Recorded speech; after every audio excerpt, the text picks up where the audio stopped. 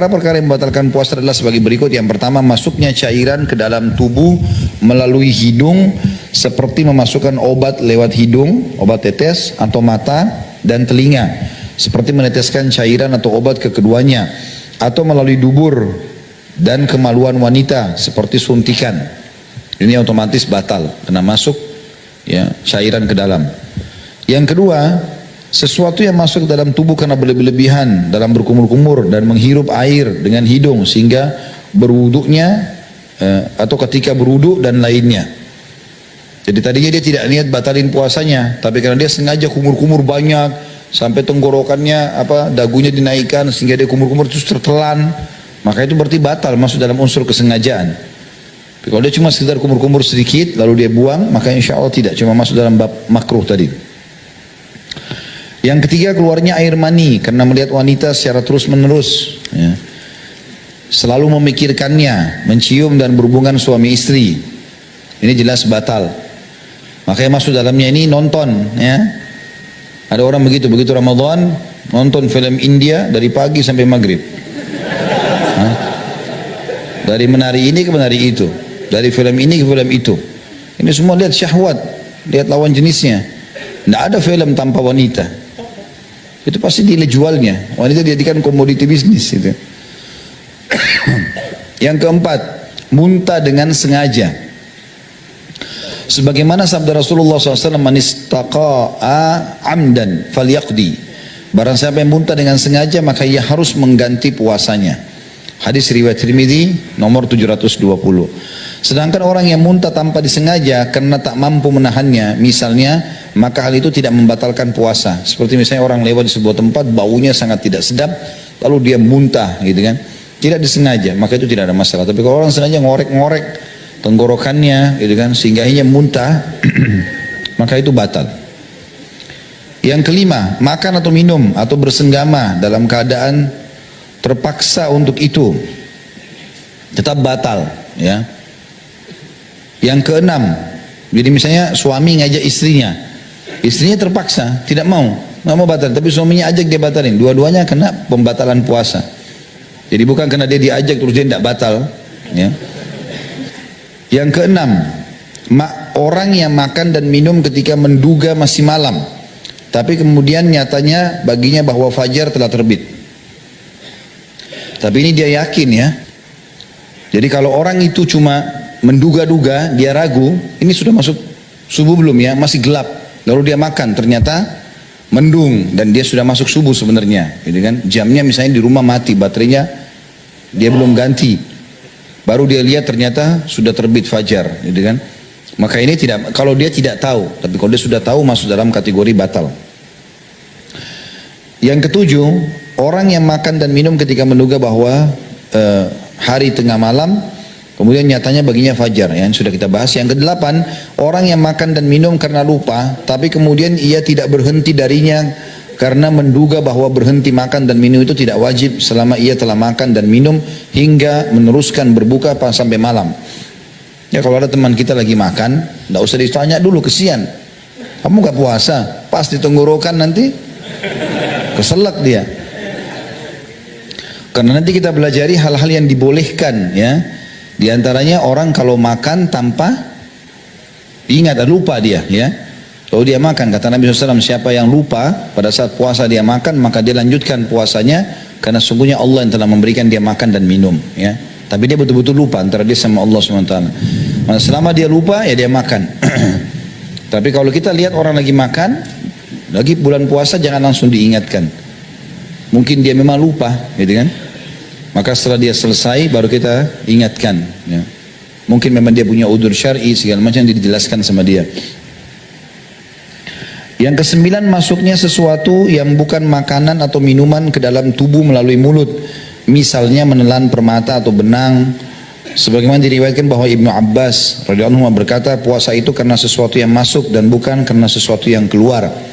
Yang dimasukkan oleh Ibnu Abbas radhiyallahu anhu adalah bahwa puasa itu batal dengan masuknya sesuatu ke dalam tubuh dan bukan karena keluarnya sesuatu darinya. Seperti darah dan muntah. Kalau keluar darah nggak batal, keluar muntah nggak batal, kecuali tadi sengaja seseorang memuntahkan maka batal, Atau orang sengaja bekam, keluar darah, lalu kemudian dia lemas, terpaksa harus batalin puasa. Nah itu baru masuk dalam masalah pembatalan.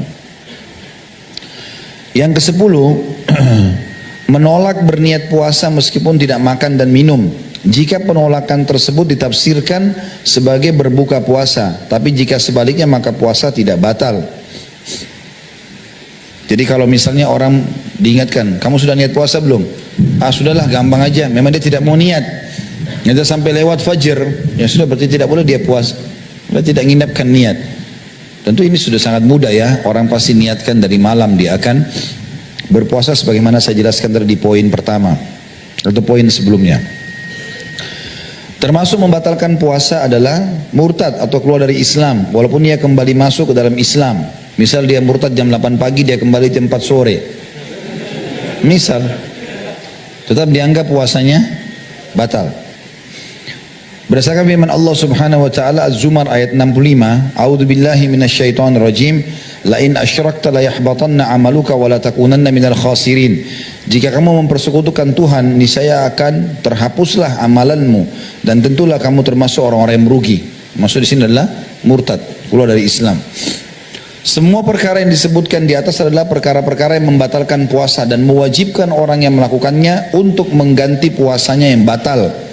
Tetapi tidak ada kafarah atau denda atasnya, karena kafarah tidak diwajibkan kecuali atas dua perkara. Yang pertama, hubungan suami istri dengan sengaja tanpa terpaksa. Hal ini sesuai dengan riwayat dari Abu Hurairah radhiyallahu anhu, ja'a rajulun ila Nabi sallallahu alaihi wasallam faqala halaktu ya Rasulullah. Qala ma ahlakta? Qala waqa'tu ala imra'ati fi Ramadan. Faqala hal tajidu ma tu'tiku raqabah? Qala la. Qala fa hal tastati'u an tasuma shahrayn mutatabi'ain? Qala la. Qala fa hal tajidu ma tut'imu 60 miskina? Qala la. Thumma jalas fa utiya an-nabiy sallallahu alaihi wasallam bi'arakin fihi tamr. Faqala khudh tasaddaq biha atau bihada. Qala fa hal alla afkara minni? فوالله ما بين لابتيها أهل بيت أحوج إليه منا فضحك النبي صلى الله عليه وسلم حتى بدت نواجذه وقال اذهب فأتمه أهلك. Ini riwayat sudah pernah saya ceritakan ya. Riwayat ini tentang datangnya seseorang sahabat yang mengatakan, aku telah binasa ya Rasulullah. Kenapa kau binasa? Saya sudah menggauli istri saya ya Rasulullah di siang hari Ramadan.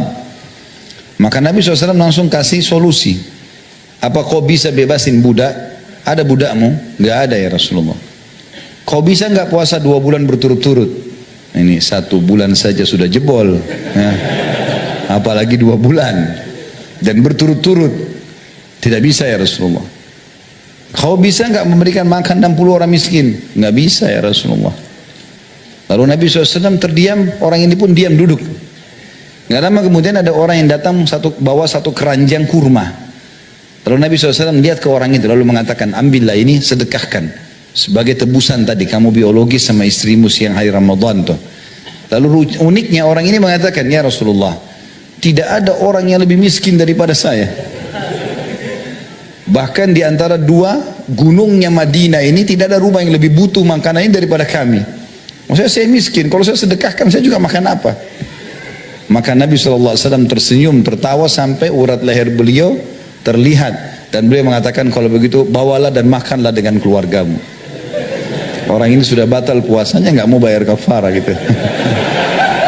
Dikasih kurma untuk sedekain, dia juga ambil. Saya lebih berhak ya Rasulullah. Tapi bentuk kasih sayang Nabi SAW, Nabi mengizinkan dia pada saat itu. Ini tentu disebutkan oleh hadis Bukhari atau Imam Bukhari meriwayatkan di nomor 1936 dan Imam Muslim 1111. Ini perkara pertama yang harus ada kafarah, hubungan biologis di siang hari Ramadan. Makanya sabar. Habis maghrib sampai pagi baru. Bujang-bujang nggak ngerti masalah ini. Kasihan. Belum mengerti masalah ini. Tunggulah saatnya. Allahu a'lam kapan. Yang kedua, makan dan minum tanpa udzur atau alasan diperbolehkan. Alasan diperbolehkan misalnya musafir, dia batalin puasanya atau dia sakit, punya udzur ya. Pendapat ini adalah pendapat Abu Hanifah dan Imam Malik rahimahumullah. Dalil yang mereka pergunakan adalah anna rajulan aftara fi Ramadan fa amarahu Nabi SAW ayyukaffir. Bahwasanya bahwa seseorang tidak berpuasa pada bulan Ramadan, kemudian Nabi SAW memerintahkannya membayar kafarah atau denda. Hadis ini riwayat Imam Malik nomor 660. Dalil lain adalah hadis Abu Hurairah radhiyallahu anhu yang menyebutkan seseorang datang kepada Nabi SAW kemudian ia berkata, aku tidak berpuasa satu hari pada bulan Ramadan dengan sengaja. Maka Rasulullah SAW bersabda, i'tiq raqabah, au sum syahraini mutatabi'ain, au at'imu sittina miskina.